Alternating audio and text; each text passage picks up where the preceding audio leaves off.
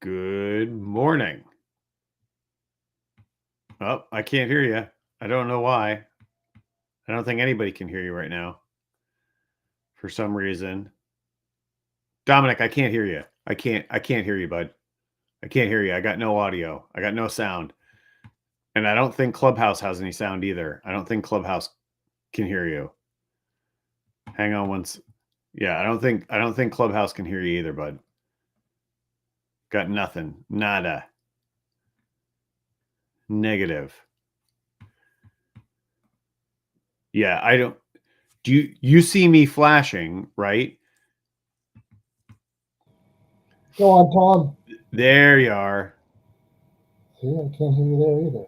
No. Okay. So, that's not Clubhouse. Clubhouse. Nobody can hear you in Clubhouse.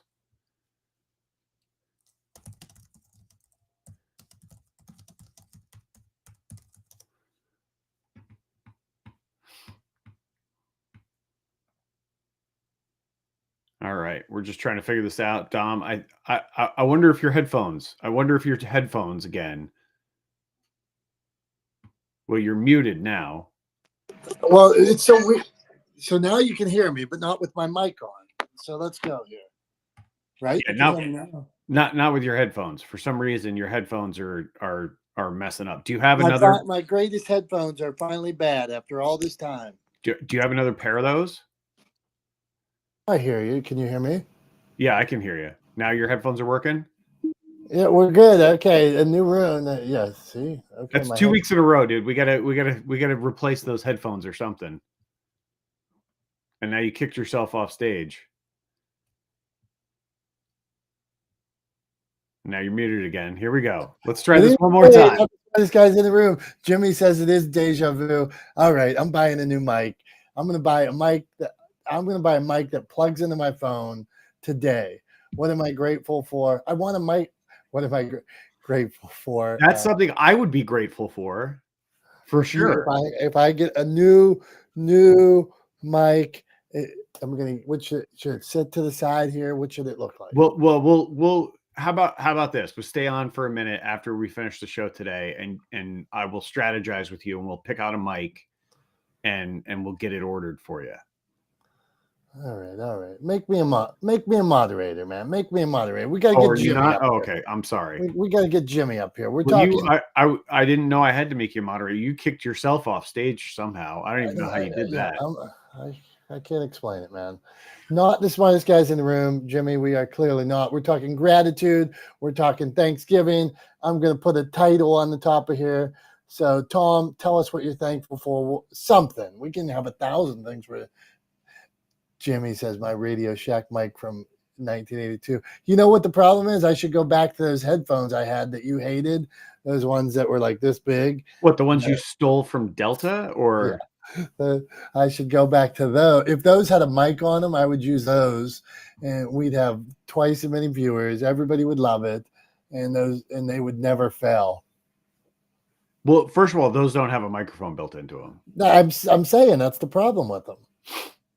But yeah, I mean, I don't know that people will come back, because the whole show would just be me being annoyed that you're using headphones that you stole from a Delta flight when you were 7.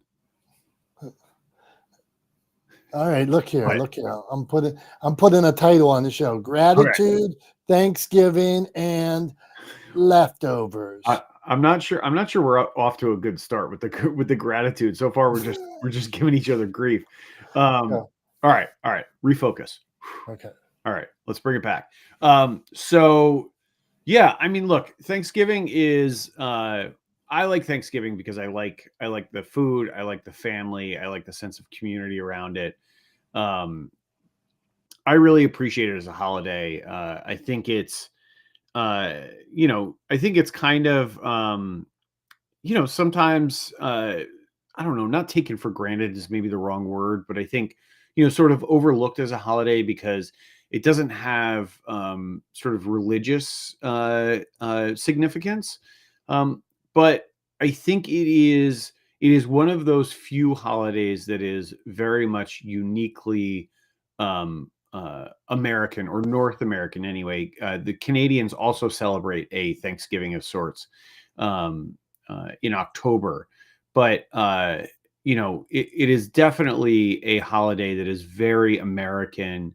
I have a lot of friends from overseas, and I worked for the BBC for years, and it was really cool when I worked for the BBC to get to introduce all of my friends from the UK who were transplanted over here to the US, to New York, to be able to introduce them to Thanksgiving and introduce them to the holiday. And I really just look at it as an opportunity to gather community, right? And for everybody, community looks a little bit different. For some people, it's a community of family, of relatives, of parents and grandparents and children, and aunts and uncles and cousins and brothers and sisters.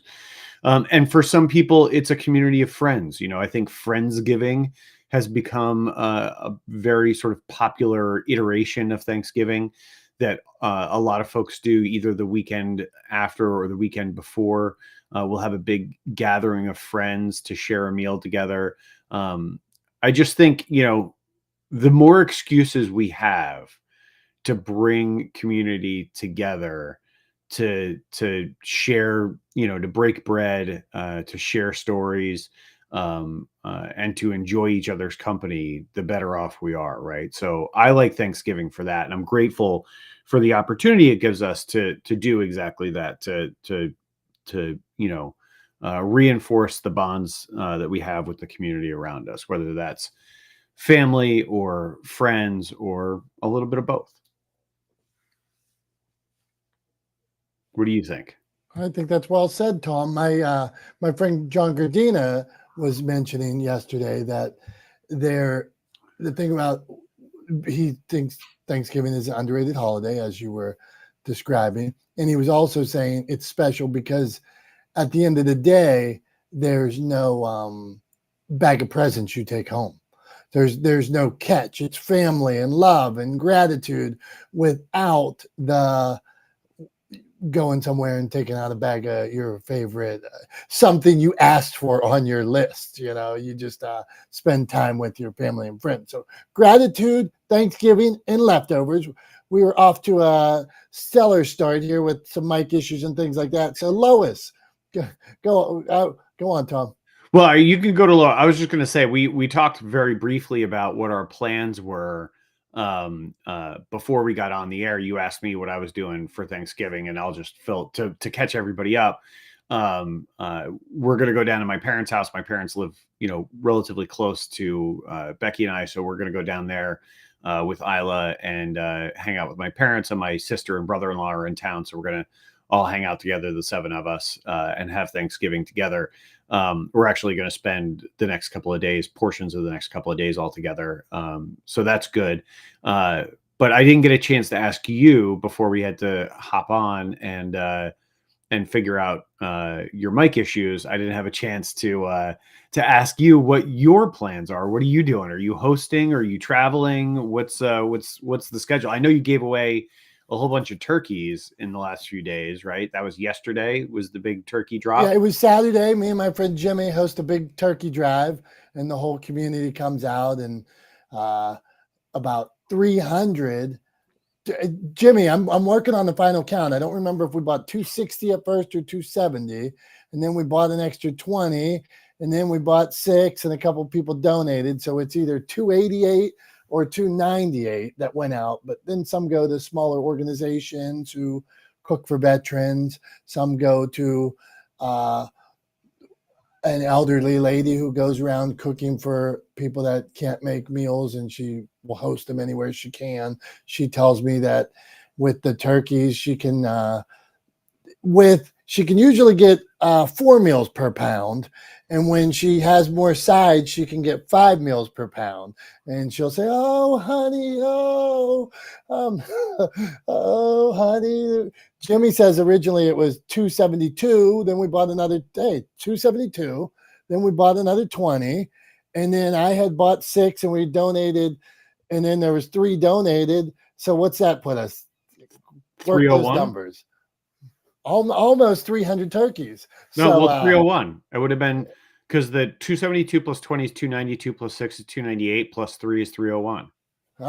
We broke the 300 barrier based on Tom's math. Okay, so what am I doing? My son's home from college.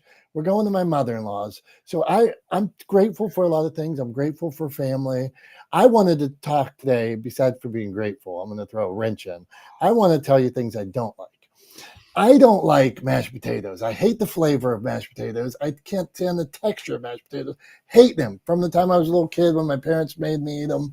And like I would just sit there and cry and just don't get mashed potatoes. The second thing, and I hope nobody shares this, is I like to do Thanksgiving at my house. A lot of times we go to my mother-in-law's. Why does my mother-in-law pull the turkey out like 4 hours early, and let it rest? She lets the turkey rest for hours. I don't get it. I'm like, I get like 20 minutes. I get a half hour. Can anybody validate a reason why somebody lets a turkey rest for hours? By the time I eat it, it's like ice. Well, okay. So I don't yeah, so you definitely should always let your turkey rest, right? Now, I have some issues with I don't think turkey is often prepared well, right? And part of the problem is that the breast, by the time the legs and thighs are cooked, the breast is overcooked. And there's not much you can do about it. They cook at different rates, and you want them to get to different temperatures. Like you want the breast to only get to like about 145, 150 before you would pull it out and let it rest. And the thighs and legs you want to get to like 165, right? So like it's kind of it doesn't work super well. Like the best way to cook a turkey is to actually break it down and cook the breast separate from the legs and thighs. But my mom won't let us do that because she insists on stuffing the bird. And so we have to cook it all at once. But the other side of that is whenever you're roasting a piece of meat, right? You should always let it rest.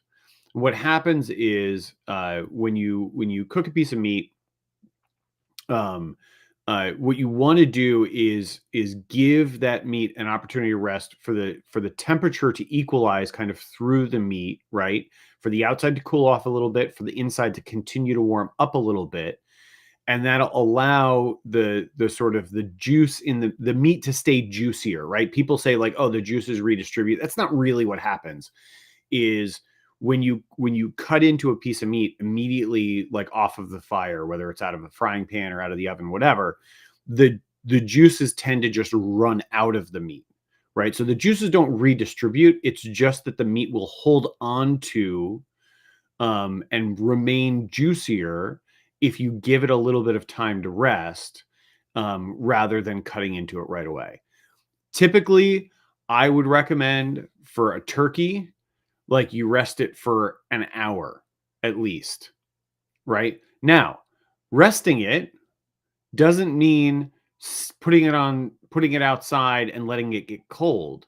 Resting it means tenting some foil over it, right? And letting it slowly come down in temperature on the outside a little bit, come up on temperature on the inside a little bit, and rest properly that way, right? So like resting for an hour, the other way you can rest it is you could literally take the whole thing and put it inside of a cooler, right? Because coolers are insulated. They work both ways. They keep things warm. They also keep things cold. Like if you ever like, look at barbecue, people who do a lot of barbecue and stuff like that, when they cook a brisket, they'll take the brisket out, wrap it, and stick it in a cooler to let it rest. And finish kind of cooking off the heat. So you could do the same thing with the turkey if you need to. But yeah, you should let it rest for an hour. The general rule of thumb when cooking a steak is like, for example, is if you're cooking a steak on a grill, you let it rest for half of the time that you cooked it.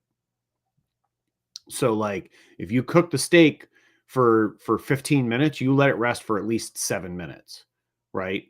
But yeah, 5 to 10 minutes resting is definitely definitely a good thing. All right, but not Yeah. 4 hours like my mother-in-law. So No, not 4 hours. Not yeah, 4 hours. don't tell her about this conversation. All right, Lois, gratitude. What are you thankful for? Anybody that comes up, you can give us turkey, you can give us family, you can come back through again and say something a 50th time. So Lois, grateful, and then your favorite leftover or a leftover you hate. So you got a lot of work to do here, Lois. So go on.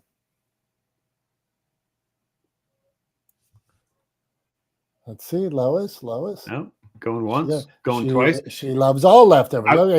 I was going to say too, Dom, like in terms of your mashed potato issue, I would say I think of mashed potatoes as a vehicle for like other flavors, like butter, salt, pepper, right? So like I think mashed potatoes are like a way to get those kind of flavors in, and like I over season, overdress mashed potatoes. Like when I put mashed potatoes on my plate, I'm adding butter, I'm maybe adding a dollop of sour cream if it's on the table, I'm adding salt, I'm adding black pepper, right? Because I want like that sort of gravy, right? Because I want it's a vehicle for those things. So I think maybe, I mean, it doesn't help with the texture. It's not going to help you on the texture side, but it might help you on the flavor side if you look at them that way. But I don't know. It's not a potato thing, right? Like you like potatoes generally, right? Yeah, I'm gonna start a French fry company. That's another one of my business. For potato. I could get on board with that. Maybe we'll do that someday. We'll start a French fry truck. Okay, so there's a famous place in Pittsburgh called the Potato Patch. They serve it at all these local places.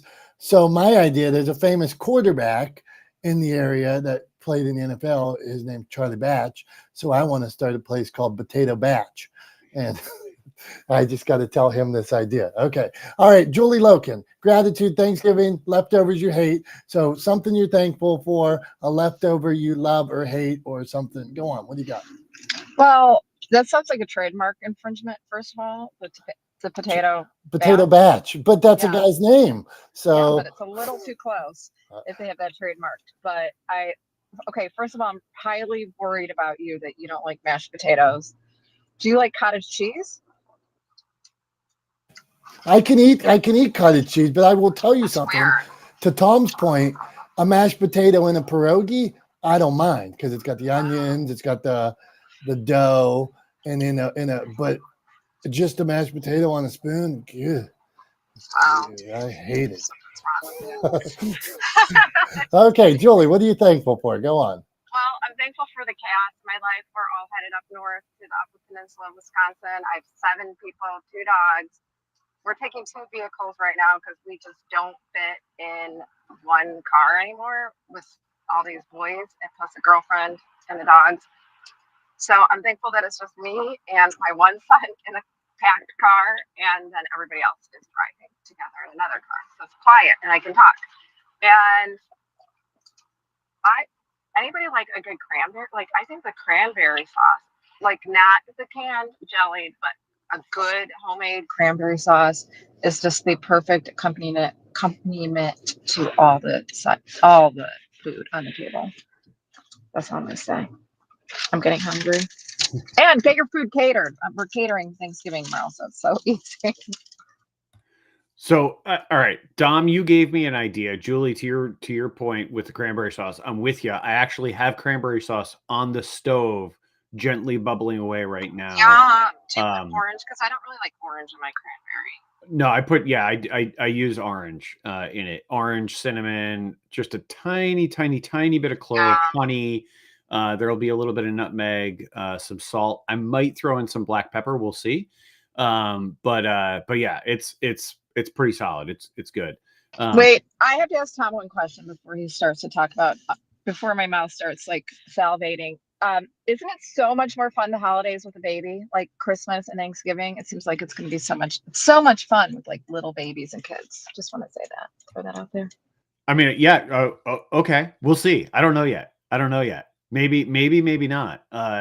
we're going to find out how long she can sit up for.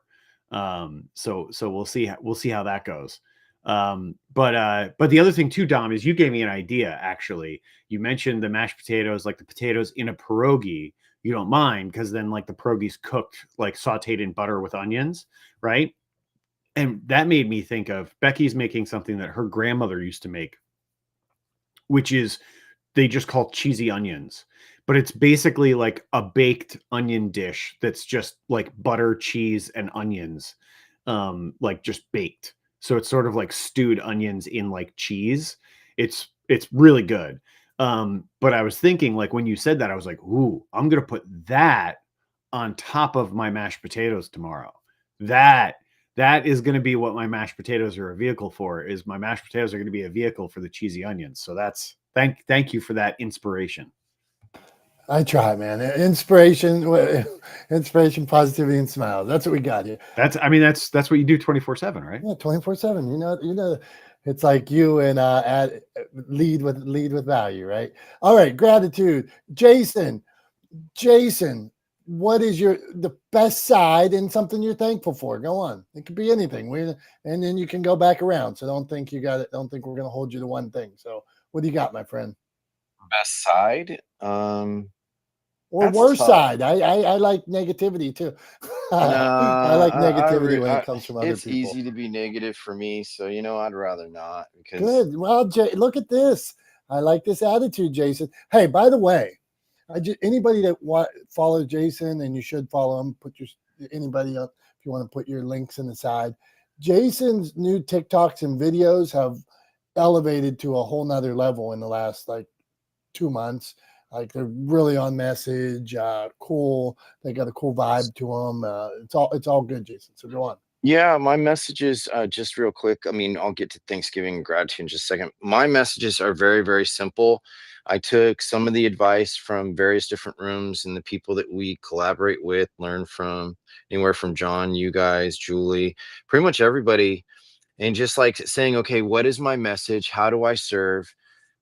And if I were watching this as a stranger, when am I going to tune out? That's the only negative part. So I have to hit it with a punch or slap in the mouth, as John Wiley would say. And then it's like, what is really interesting about what we're seeing?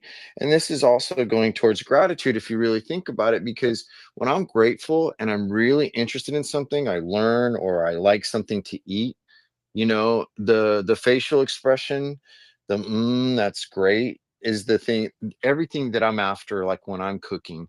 So some people make things on autopilot, so without making your food with actual intentional love, then guess what, your mashed potatoes or your mother-in-law's mashed potatoes could taste like not so great.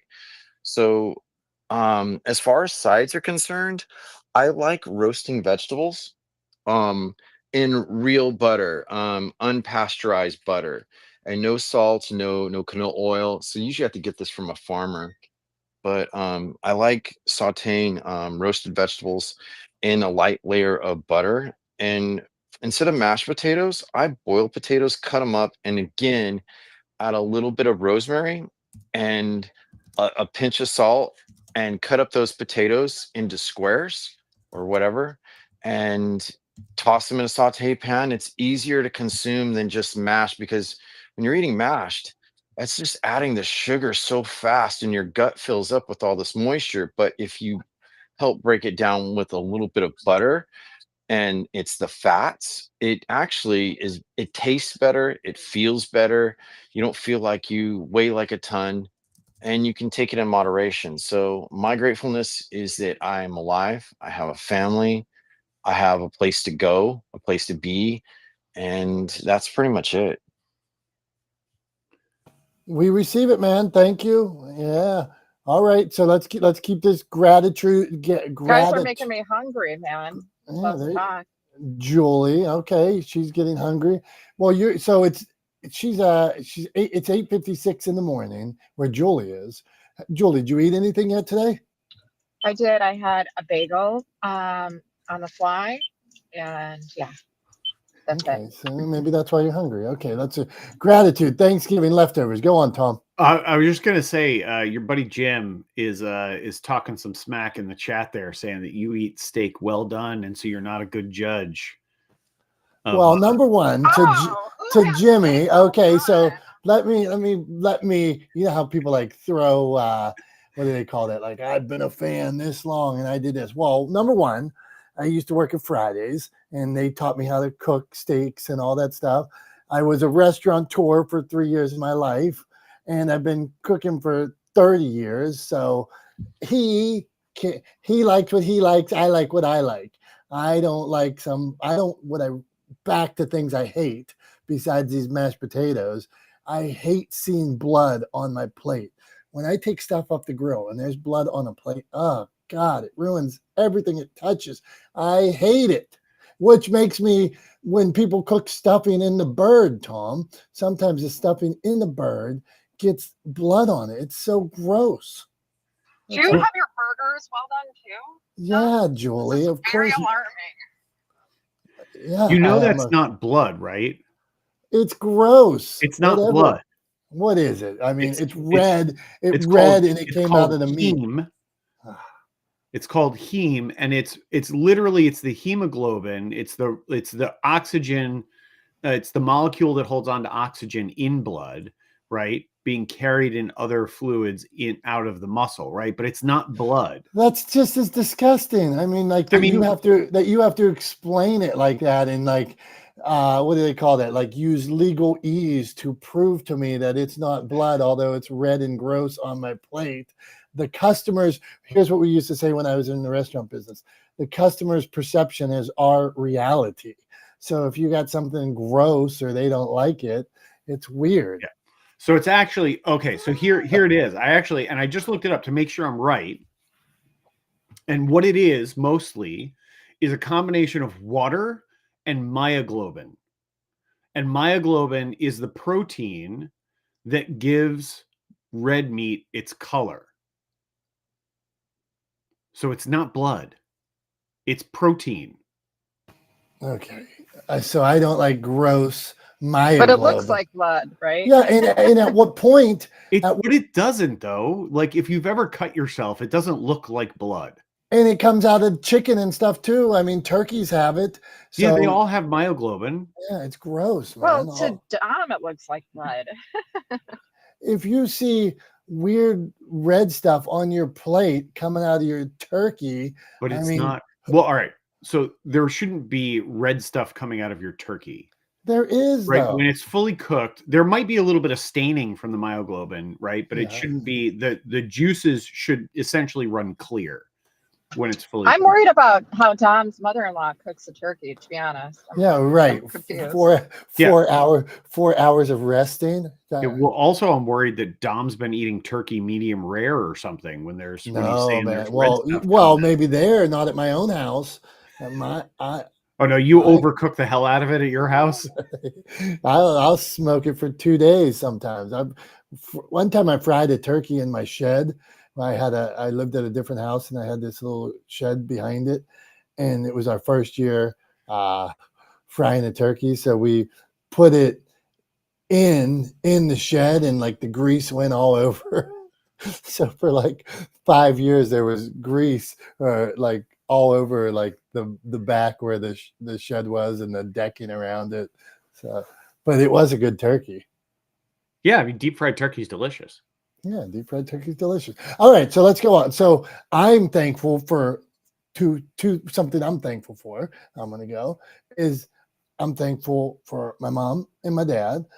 They were two polar opposites in how they raised me. Like where my mom, like when I say like I grew up, I looked like E.T. Like at like 10 years old, I had this weird look. I was super thin and had like this weird looking gut and talked like I had mush in my mouth. And my mom somehow made me believe that I was like tall and handsome and good at things I tried.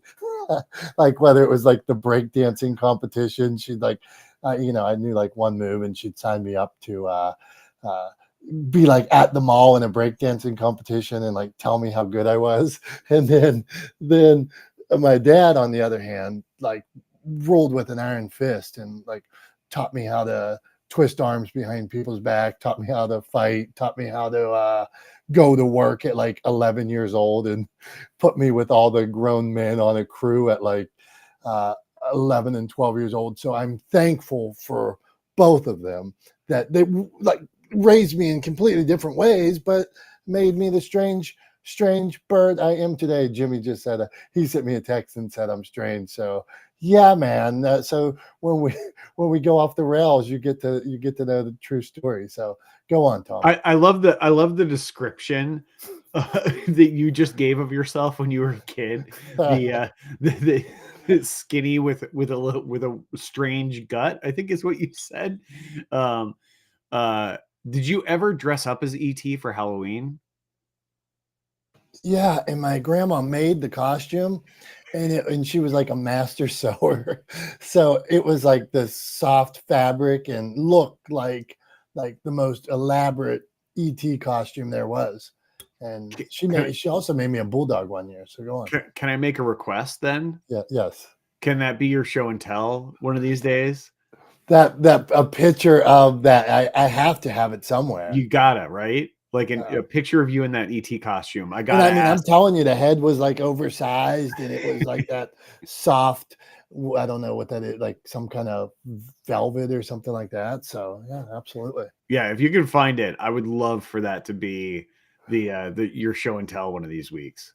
I have a box. My show and tell one. There's a box over there. It is a box of pictures I took from my mom's house, and I just go through it and find like oddball pictures. Like this isn't show and tell, but here's me and my grandma that was a sewer. Here I'm in some like stonewashed jeans and looking weird, and then here's one of me playing baseball back in the day. So nice, where I was skinny and odd. But okay, let's go on here. So I want to ask you though. You said what you don't like, right? So we know you don't like mashed potatoes, right? We know that water and myoglobin on your plate freaks you out, so you eat steak well done like a weirdo. So what do you like at Thanksgiving? Like what are you looking forward to eating tomorrow? Well, one, I love all the appetizers and stuff before, like all the sides, and I'll just gorge myself on all these foods for hours before. But my leader that I'm looking forward to is the stuffing. Just give me that bowl, and I probably would put some gravy on it and stuff like that. But if I had to nail it down to one, I would go straight stuffing. I am thankful for stuffing. Okay. Well, so all right. So I'm going to ask one more question. So you said you love the appetizers. What's the appetizer that like is a must have for you on Thanksgiving? Like what are you going to have? What are you going to eat the most of tomorrow for appetizers? Well, there's always dips with crackers and dips that have like nuts on the outside and cream cheese on the inside and jalapenos and stuff like that. So those I would lead to a cream cheese based dip. You can win me over with multiple cream cheese based dips. You could go cream cheese with cranberries on top of it, cream cheese with jalapenos in it, jalapenos and bacon, cream cheese. Cream cheese is a winner across the boards when making appetizers. Gotcha. What about a buffalo chicken dip? You ever done that? Yeah, I got a whole vat of buffalo chicken dip. You wanted to know about Jake Paul fight the other night, by the way. My wife made the world's biggest vat. I asked my friend Jimmy to come over. I asked 5 people to come over. So my wife made a whole crock pot of buffalo chicken dip. So around here, buffalo chicken dip goes like, and then we froze some of it. And as soon as my son got home from college, he like went right into it. So number one, it's a big hit here, buffalo chicken dip. But I will say, now back to, since you asked me earlier what I thought about Mike Tyson, Jake Paul, and Jason can give us thoughts on this too. I watched Mike Tyson's whole career. He's a killer. He's old now and slower and things like that. And so I wondered if he was fatigued during the fight and probably burned out quick. What I noticed clearly after the fight, it is hard to swing 2 feet over somebody's head. Like, even if you're fighting somebody that you're a foot taller than, it is hard.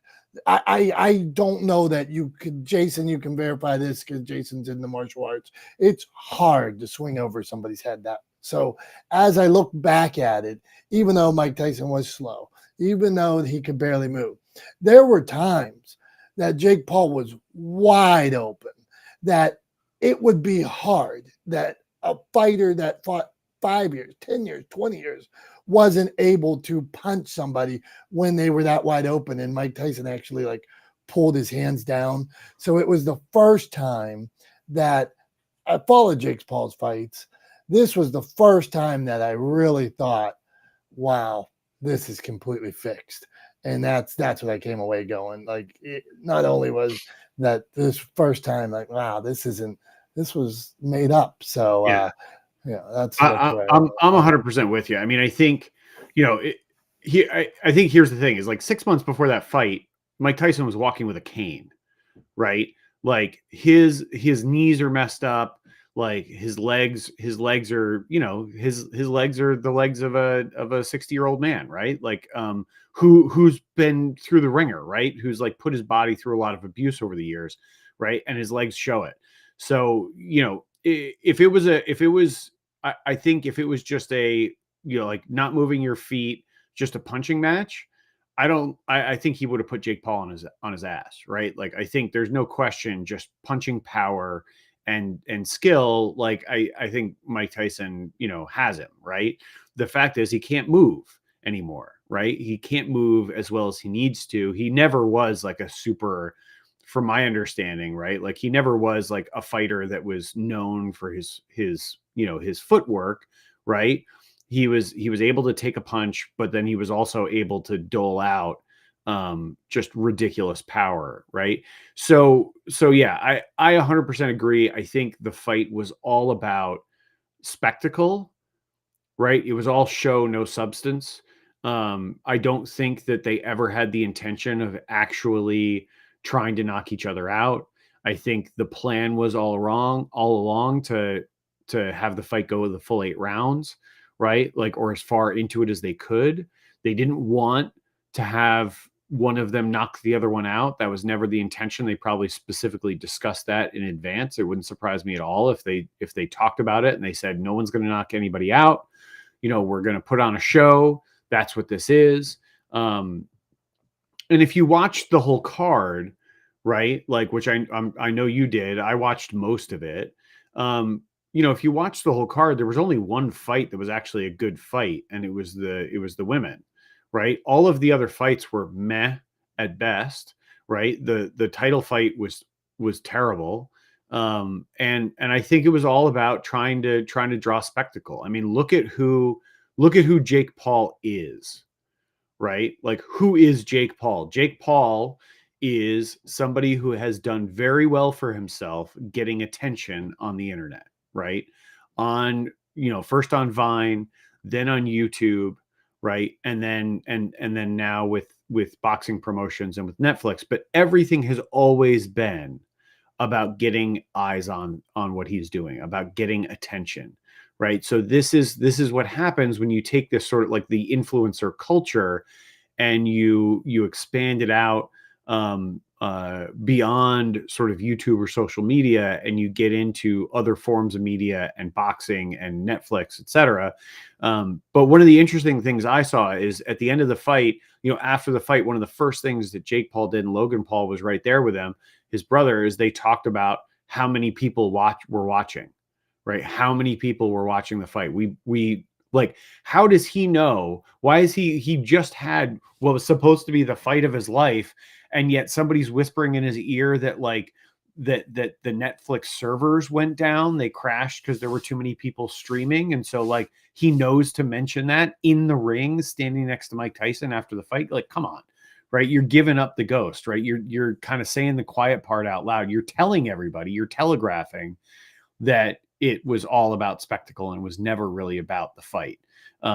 I think the interesting thing though is that it was not even close to the most watched boxing fight of all time, like not even remotely close, which still stands as uh the Ali fight, the oh man, what was the name of the fight? It wasn't The thriller in Manila. That's it what was I'm the guessing. Thriller in Manila, I think. Yeah. Yeah. And that was, I think that fight was estimated that 1 billion people around the world saw that fight, right? Watched that fight. They were estimating like 500 million people or so tuned in, or 500 million households tuned in. And they were estimating, you know, about 2 people per household on average were watching it. So the estimate is that about 1 billion people saw that fight, right?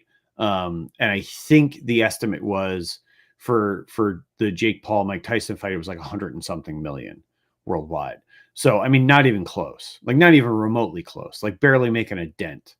And so, you know, yeah, was it a good entree? Like, did Mike Tyson make a ton of money? Yes. Did Jake Paul make a ton of money? Yes. Right. Were they successful in that respect? Absolutely. Was it a good fight? Not even close. Not even close. Hey, so Jason, as somebody who trains in jiu-jitsu, first, can you confirm, is it hard to, well, I know you're not punching in jiu-jitsu, but you've done Well, all I've been a those. boxer for 30 years. Okay, so tell me how hard it is to throw a punch a foot over 2 feet over somebody's just head. even throwing a jab in itself, the full the momentum in the center mass needs to be just right. Just even taking that first step or not taking a step when you're launching a jab versus Mike Tyson's known for hooks. He does have footwork. That's the deception because he's shorter than the average heavyweight.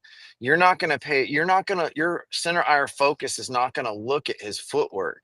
You're going to look at his chest. You're going to look at his biceps, his hands. Because if you look at the throw distance or arm length of his throw, it doesn't seem like it's that far, but it is. You know, it's the optical illusion because his mass is so large. You know, he's not an average guy. So the way that he fights and the way that Customato trained him was to use the mass as an optical illusion for the other fighter who couldn't understand how do you make something so big, so compact and hard to hit. Well, they found out later, you know, that Tyson had a weak spot. Going the distance was a weakness. Did I see him pull punches? Absolutely. You know, was it an entertainment fight? It was entertaining, you know, to see someone who said, there's a part of my essence and a part of my life that I still can do it even as an older man. I'm not done. I'm not dead. So I wasn't expecting a lot. Jake Paul, I think people are thinking he's trying to be a boxer. If he was, he would go up through the amateur ranks and pro. And he's like, no, fuck all that. Or excuse me, forget all that. I'm gonna focus on making the money. Making the money while the lights are on me is the pay. I don't need to go through beat my brains out through looking like I'm the king of the ring. I need to put on a show because he lost against a real boxer, a rated boxer. Just remember that, you know, like, and that was, I believe it's this year. No, it was last year. You know, so you can't forget like the entertainment value, but people are attached to Tyson's legacy. They're attached to was it 3 or 4 years that he was the undisputed heavyweight champion of the world. But he's a lot faster, and you've seen it in highlights and trailers of his training. He's a very fast man, and the man is on a whole different mental level than so many people. But to bring it back, boxing doesn't get the highlights that it deserves. But I agree with Tom. The highlight fight, I thought that the girl from Ireland, she's a dirty fighter. She headbutted a lot. She cut that girl's eye. She did not box her. And I think she got out punched. So I don't know where the judges came from on the scorecard because I didn't score it that way. But the Ramos fight, the title bout, that was a bout I liked because as a boxer, the technique and the technical landing of the punches, I was happy with that. So to me, I had Netflix. I paid $15 for the month or something. I didn't pay $90 to watch a pay-per-view. So people are thinking, Tyson, oh my God. But to bring it back home, it's think about their age and even Tom, like doing Ironmans. You're not going to be able to do that forever, but you're going to want to push your body. You're going to want to challenge your spirit. You're going to find that challenge inside. And to have that still, where most people are living sedentary and in chairs and not really commingling, not building relationships or understanding where you can really go with the challenge of your life. You're not dead at, what was he, 58 or however old Tyson is, he's not dead. And that's a lot of people. They're trying to ask, what can I take my level of with my ability? Because by the time you wait to retire, like most people said, my mom proved a point. Mom said, hey, when I retire, I'm going to Ireland. I'm going to walk. Guess what? Don't have the ability. So I commend Mike Tyson to get in the ring with a younger guy. And he did rock his jaw. He did rock him. He let him feel it. And it was in his contract that he can't rock him too hard. So yeah, it's an interesting perspective, but I'm grateful that we saw a spectacle. You do not see an older man throw down like that, even pulling punches. Thank you. Yeah, I appreciate that, Jason. I agree with you. I think, it definitely was a spectacle. I think the issue that I have with it is that the framing of it, it was framed like it was a legitimate straight fight and not like it was an exhibition match or something, which is kind of what it really was. And I get why And they Tom, did that. weren't the rounds 2 minutes? Yeah, they were. That's a big difference between 3 minutes a round. Oh, 100%. That's a lot. Yeah, that 100%. exhausts the body. Well, because they knew, Tyson's 60 years old. They had to give him rest, which makes sense, right? I will say this though, Jason. There are people who do Ironmans into their 70s, and there are even a few people that complete them after they turn 80. And I intend on being one of those people. So I'm going to keep doing it as long as I can. I'm going to get there. Oh yeah, you're going to start doing Ironmans? You're going to do your first one in your 70s? And I do jiu-jitsu.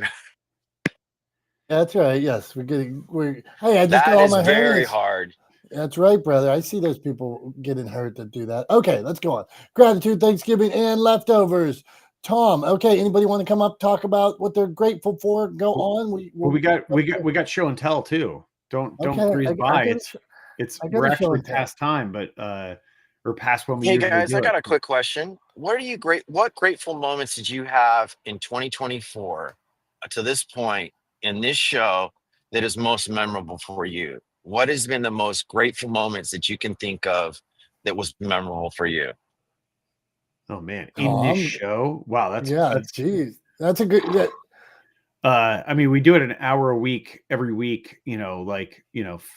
Probably out of the whole year, 46, 48 hours worth of shows, right? Because we hardly ever take a week off.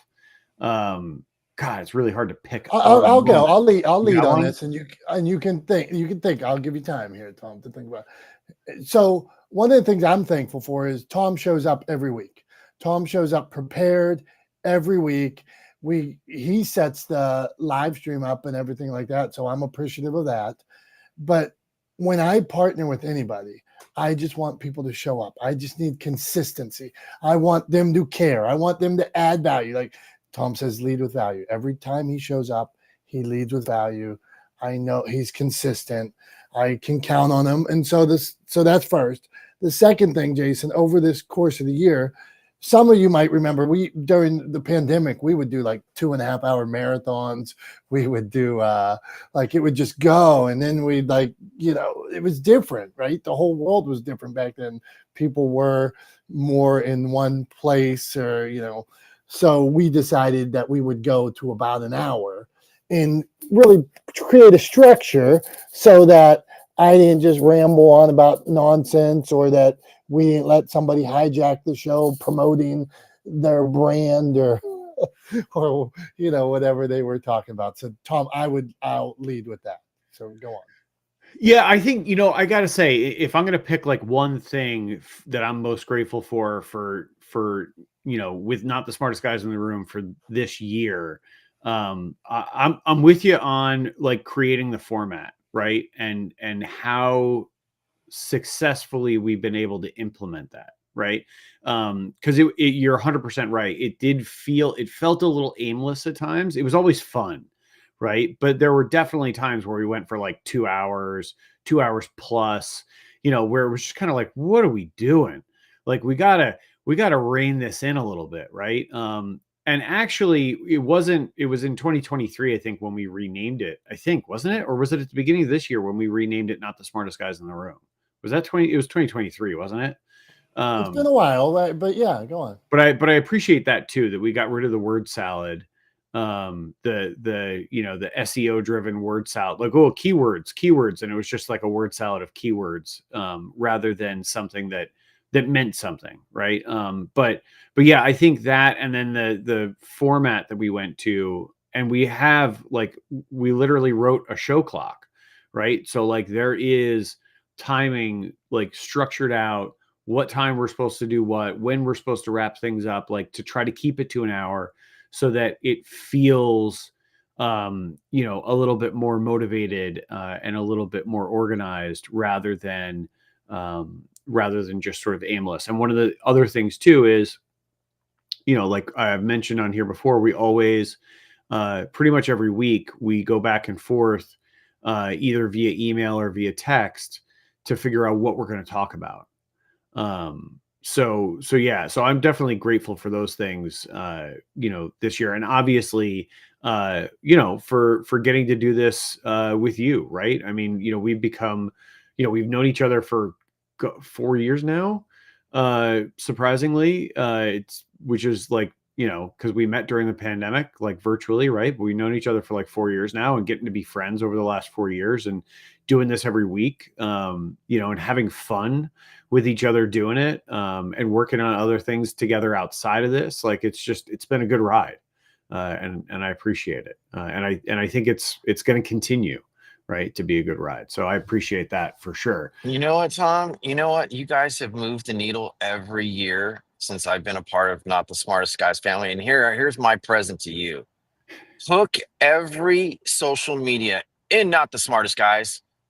I mean, even though it's not the smartest guys in the room, the key words that people will remember easier in the mind first when you pitch your opus clips, that's an event that changed this year. That was a game changer. It put you guys more on the map than you realize. So when I share the room, think about the seed you're planting. You're on the right track with your social media and Dom doing the opus clips, but think about, hook, hey, join the Not the Smartest Guys family. Subscribe, and punch them in the gut like Tyson would, and knock the wind out of you. Like, get them gasping for air for more. And you guys are on a good road. So I'm thankful for you guys and evolving your game. Cool. Well, thanks for that, Jason. I appreciate that. I appreciate it. We appreciate you, showing up, being a part of this community. We appreciate everybody who's here, everybody who's in the audience, who's just listening, and the folks watching online. We appreciate all of you, and the community writ large. So, with that said, we got about 5 minutes left, and we got a couple of things to take care of. First and foremost, let's do some show and tell, Dom. What do you say? Okay, I'm going to keep this simple today. I'm a collector of memorabilia, as a lot of people can see from behind me. I am not a believer that all memorabilia has to be like super price, like, sure, I probably have some that's more expensive than others, and some that are a piece of paper that matter to me. So this is one that I've had up forever. It's a little picture of Michael Jordan that I cut out, or my mom cut out at some time, and it's him when he was young, and it is his math teacher told him, and the quote is on it. This is Michael Jordan's math teacher. It said, "I told Michael to go into math because that's where the money is." And it's Miss Janice Hardy, Michael Jordan's high school math teacher. And so sometimes people don't know what the hell they're talking about, and only you know. You know better than other people, but this has always it stood in my basement or in my memorabilia collection, and I will keep it up. That I told Michael Jordan to go into math because that's where the money is. So there you go, Tom. I mean, I don't know. Was she like in some kind of unicorn of a school district where math teachers got paid a boatload of money? Because I don't think she was right about that. Also, on the backside, did you cut that out of a TV guide? Is that TV listings on the back of that? Let's see here. On the back of here, it could be a TV guide. Indicates games on Turner Network Television. Nice. So on the back, there's Magic Johnson too. Very cool. Yeah, Magic Johnson. Okay, that's hilarious. Yeah. That's Hey, really Carrie came up. So before we go to close, let's get Carrie. What are you thankful for? Oh my gosh, you guys, I'm so thankful. I was in a really bad car accident yesterday, and I was in the hospital, and it was no fault of mine, but I was feeling sorry for myself about Thanksgiving because my parents have cancer, and I was like definitely kind of sour on Thanksgiving, to be honest. And if I was a few seconds slower, it would be a very different situation. So I'm super grateful. I got hit in the driver's side, but in the back of the car. So the car's totaled. But I'm okay. So that's what I'm grateful for. Well, Carrie, we accept you jumping in, and we'll clap it up for that. You are safe today, and that you're going to have a healthy Thanksgiving, because we love Carrie Brett. Carrie Brett, so to go positively, besides for your health, before we go to Tom for wrap up, one Thanksgiving food that you like or are thankful for. What do you got? Anything that has to do with potatoes, and I stand by your well done on everything, Dom. I 100% agree with you. And I'll come to your house and have stuffing with you and nothing else. All right, Tom, we got Marcella came up too. So Marcella, grateful and Thanksgiving item in the same line. You got 20 seconds. What do you got? Grateful for all the little things people take for granted, and turkey, because I haven't made a turkey in over 5 years. All right, well, let's get you both. Okay, thank you, Marcella. Carrie, Jason with the big eyeballs. He's saying, all right, he likes it. Tom, it's all to you. We're grateful for you. We're grateful that you can expedite a wrap up and make us all smile. Go on. Well, thanks, Dom. And Carrie, I'm super glad to hear that you're on the road to recovery. You're out of the hospital and feeling better. Wish you a happy Thanksgiving, and wish everybody here a happy Thanksgiving. So I have to say, for my side, what my favorite side is, I got my favorite side is something, and I'm not saying this in a self-congratulatory way, but it's something I make for Thanksgiving that's become a tradition over the last several years. And that is that I make homemade green bean casserole. So I always really liked the green bean casserole when I was a kid growing up.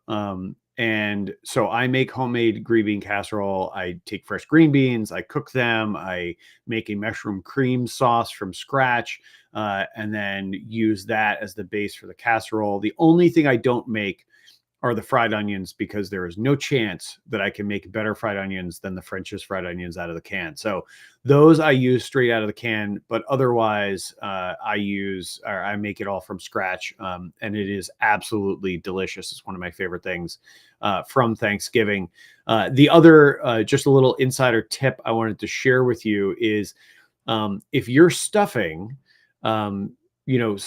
leftover stuffing like this, the stuffing that we make, it kind of sets up well, so you can actually sort of slice it when it's left over, like out of the fridge. You can cut it in slices. So what I like to do in the days after Thanksgiving is take leftover stuffing, cut it into slices, fry it up in a skillet with a little bit of butter, and then cook an egg with a runny yolk, and put that on top of that stuffing, and eat the stuffing with the egg with the runny yolk on top, and it is delicious.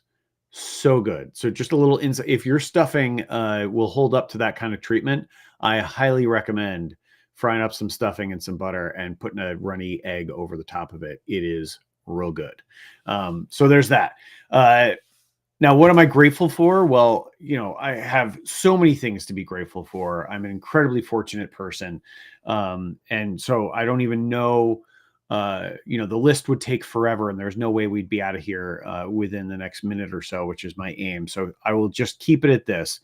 I am grateful that we were able to expand our family this year and welcome our daughter, Isla, to the table, and she won't be eating any turkey this year because she's only just shy of 5 months old. But excited to have Thanksgiving with her, excited to spend time with family, and very, very grateful that we have Isla in our lives and we have our health, and we're able to all get together this Thanksgiving. And I wish that for everyone here and everyone listening, I wish you all the best. I wish you all a happy and healthy Thanksgiving, and the most fantastic time celebrating with friends and family, however you celebrate, whether you eat turkey or not, whether you cook your steaks well done or not.